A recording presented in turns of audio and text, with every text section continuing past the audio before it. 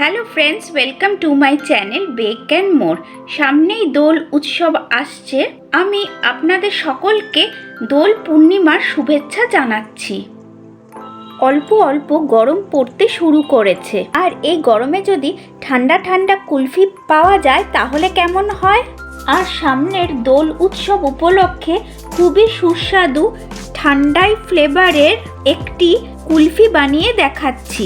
এই রেসিপিটি step by step follow করলে আপনিও বাড়িতে কম উপকরণ দিয়ে এই সুস্বাদু কুলফিটি বাড়িতে বানিয়ে নিতে পারবেন।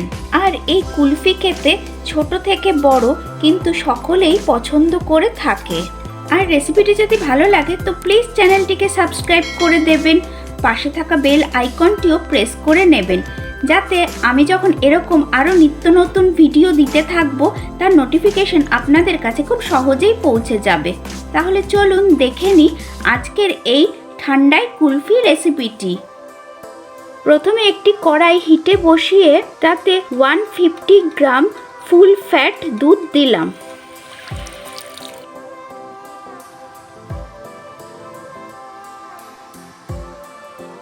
দুধটা ফুটে গেছে।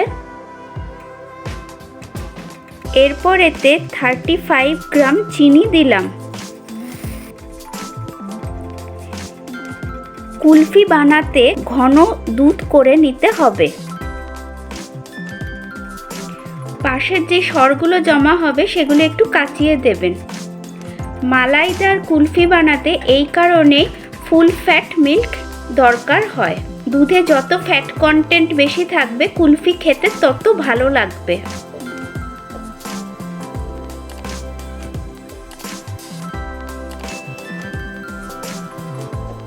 চিনিটা দুধে সম্পূর্ণ গলে গেছে। এরপর 3 টেবিল স্পুন খোয়া ক্ষীর আর 2 টিস্পুন কনডেন্স মিল্ক দিলাম।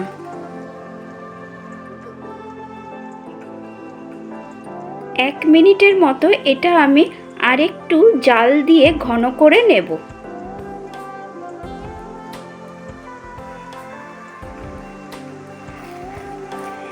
এক মিনিট পরে একটা ফুট আসলে 200 গ্রাম ফ্রেশ ক্রিম লো ফ্লেমে আরও 2 মিনিট এটা আমি জাল দিয়ে নেব।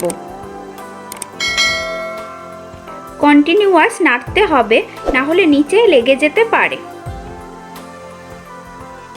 2 মিনিট পরে এতে আমি 2 tablespoon instant homemade thandai powder দিলাম। এই ইনস্ট্যান্ট হোমমেড ঠান্ডাই পাউডার কি করে ঘরে বানাতে হয় আমি তা আগের ভিডিওতে দেখিয়েছি। কেউ যদি মিস করে থাকেন তাহলে এই ভিডিওর নিচে ডেসক্রিপশন বক্সে আমি তার লিংক দিয়ে দেব, প্লিজ তা দেখে নেবেন। লো ফ্লেমে সবটা খুব ভালো করে মিশিয়ে নিতে হবে। আমার একটু গ্রেনি টেক্সচার পছন্দ বলে আমি এই অবস্থাতে নামিয়ে নেব। আপনাদের যদি স্মুথ টেক্সচার ভালো লাগে তাহলে এই অবস্থায় নামিয়ে নিয়ে একটু ঠান্ডা করে অল্প মিক্সি ঘুরিয়ে নেবেন। আমি এই অবস্থাতে নামিয়ে নিচ্ছি। কুলফি মিক্সচারটা আমি একটি বাটিতে ঢেলে নিয়েছি। এবার এটা আমি সম্পূর্ণভাবে ঠান্ডা করে নেব ও তারপরে নেক্সট স্টেপের দিকে এগোবো। এবার আমি কুলফি মোল্ডে কুলফি মিক্সচারটা ঢেলে দিলাম। পুরো মোল্ডটা ভর্তি করবেন না।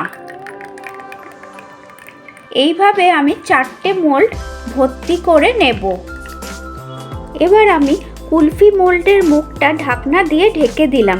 এই অবস্থায় ডিপ ফ্রিজে সারা রাত বা 7 থেকে 8 ঘন্টার জন্য রেখে দিতে হবে। তারপরে আমি ফিরে আসছি। ফিরে এলাম প্রায় 8 ঘন্টা পরে। এবার আমি ডিমোল্ড করব কুলফিগুলো। দেখুন কত ভালো করে এটা সেট হয়েছে।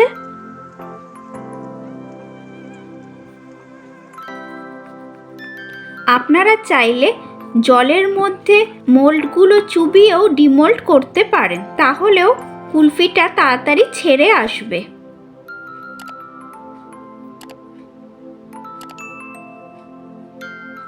আমি একটি আইসক্রিম স্টিক ঢুকিয়ে দিলাম। খুব আলতো হাতে ঘুরিয়ে ঘুরিয়ে বার করবেন, বেশি প্রেসার দেবেন না।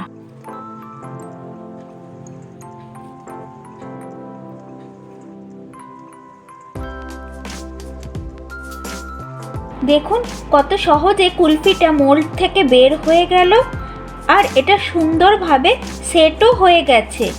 আর এর টেক্সচারটাও দেখুন কতটা ক্রিমি হয়েছে। আমি এই ঠান্ডায় কুলফিটি পরিবেশন করে দিয়েছি। রেসিপিটি যদি আপনাদের ভালো লাগে তো প্লিজ চ্যানেলটিকে সাবস্ক্রাইব করে দেবেন, পাশে থাকা বেল আইকনটিও প্রেস করে নেবেন, যাতে আমি যখন এরকম আরও নিত্য নতুন ভিডিও দিতে থাকবো তার নোটিফিকেশন আপনাদের কাছে খুব সহজেই পৌঁছে যাবে। তাহলে আসি আজকে, টাটা।